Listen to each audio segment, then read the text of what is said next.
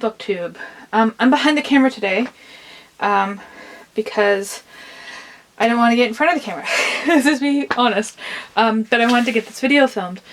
So this is actually me filming my TBR organization. So I've alluded to how I've set up my unread shelves, and I just thought I'd give you a quick tour, not a full-on every book tour, but kind of explaining how things are set up on my shelf.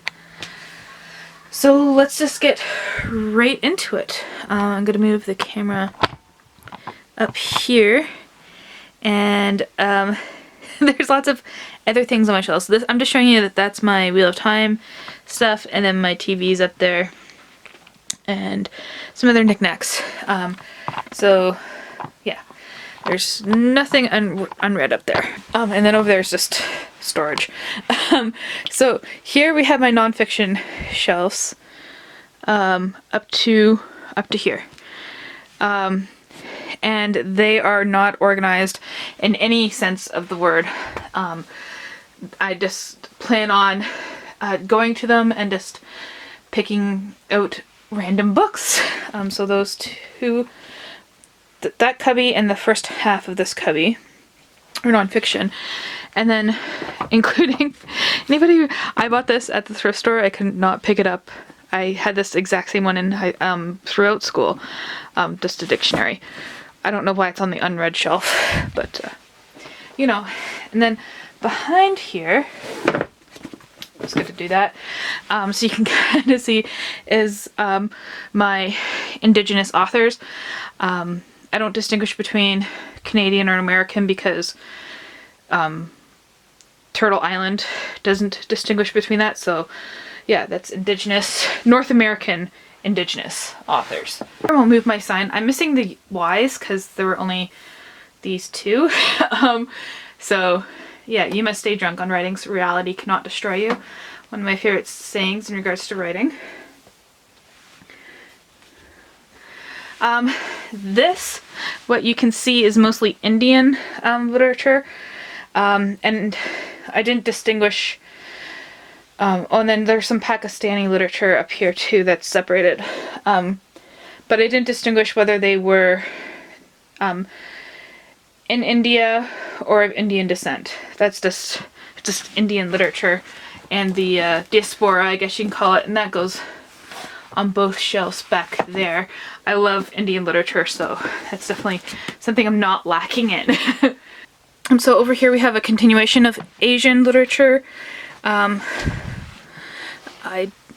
There's some Middle Eastern here, and it's all just kind of they are separated by country as best as I could. I think that goes all the way back here too. Yeah, you can see. And there's some nonfiction mixed in here. Classics, modern stuff. Yeah, all in there. It's all Asian literature. But they are separated by country. Or country of origin. Like this book, Banana Books, is by a Canadian Chinese guy, but he's with Chinese authors. But now he's gonna go on top of the Mongolian author because it's just the way it's going. Okay, next to them, there's a few more up to here, Asian, and then we get into Black authors, and I tried to organize it between Black North Americans or Black English, like Black diaspora, and then African, but there's so much overlap between like immigration and stuff like that, so I just kind of pit them all together. So like Lawrence Hill is a Black Canadian author. Oh, there's more. Oh, these two are Asian, but the rest of those back there are all Black authors as well. Xenogenesis by Octavia Butler. I can't wait to read the second book. I read the first book in this, but I want to read the second book, so that's why it's on the unread shelf. And again, there's some nonfiction in here too. I didn't really go through the nonfiction very well. I'm seeing right now I have like The Art of War by Sun Tzu, which maybe should be with Asian authors. And then over here we have a continuation of Black authors. And then poetry and plays. Oh, you can't really see back there, can you? There we go. Poetries and plays are back there too. Let's pull some books out. Maybe this is mostly poetry. Poetry. And then, oh, there's some plays over here. I don't know if you can see way back there. There's like Angels in America, No Exit, Wol Soyinka. But again, that's another overlap where like he's African, but he's also with plays. So it's, I don't know. I really don't know. I'm sure I'll find a few hiccups in my categorizations here, but for the most part, it makes sense to me. And we go down to the very bottom, which is going to be this awkward angle. I apologize. These are short stories mostly, and what's this one? Oh, there's oh, I think this is The Divine Comedy. There we go.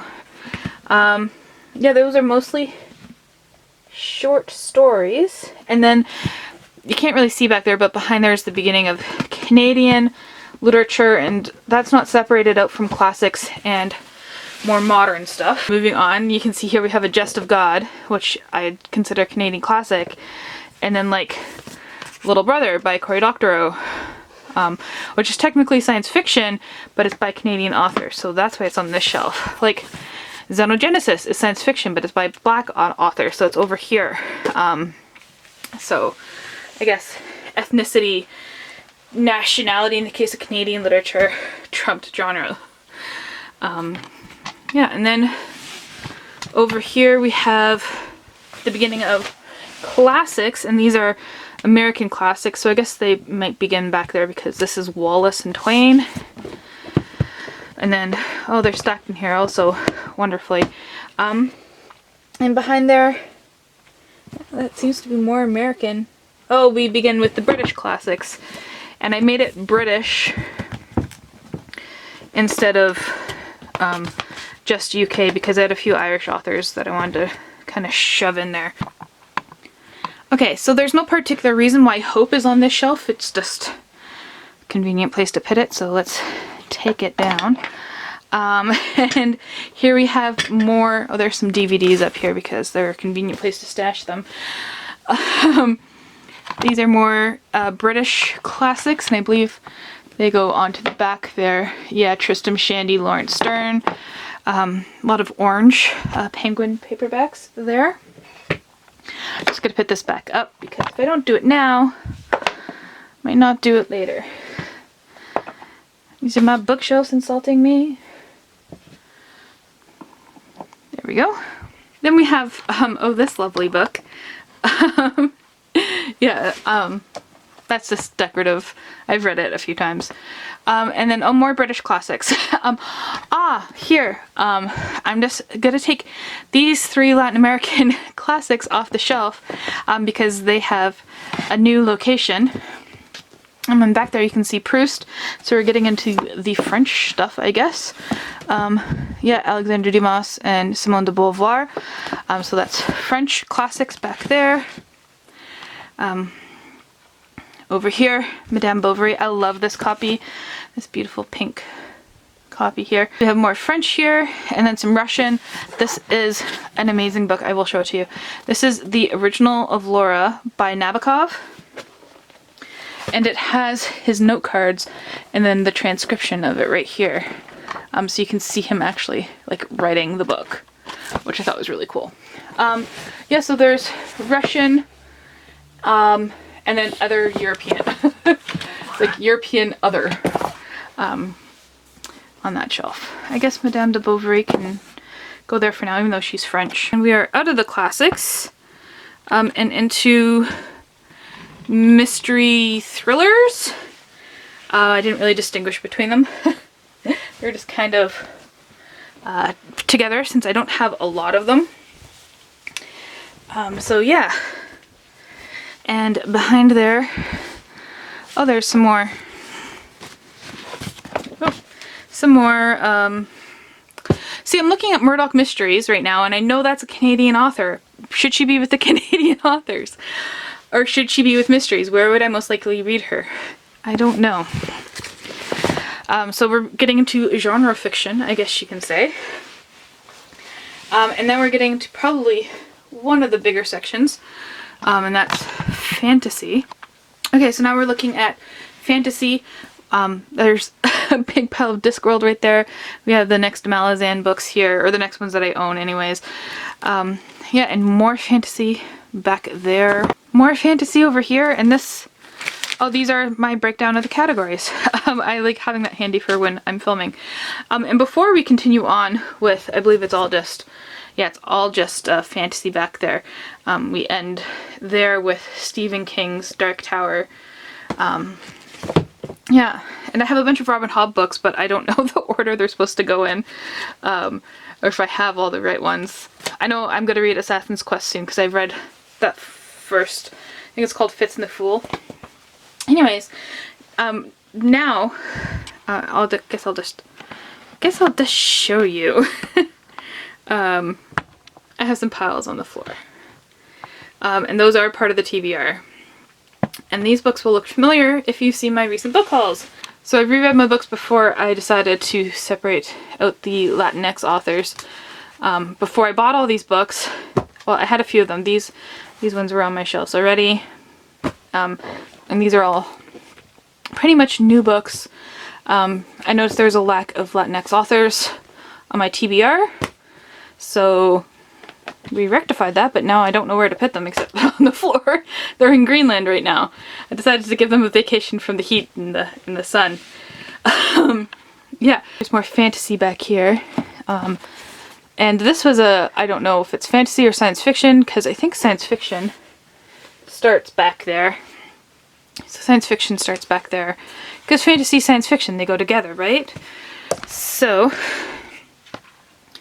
over here we have science fiction and another pile. And this pile, actually, I'm just going to face you right down.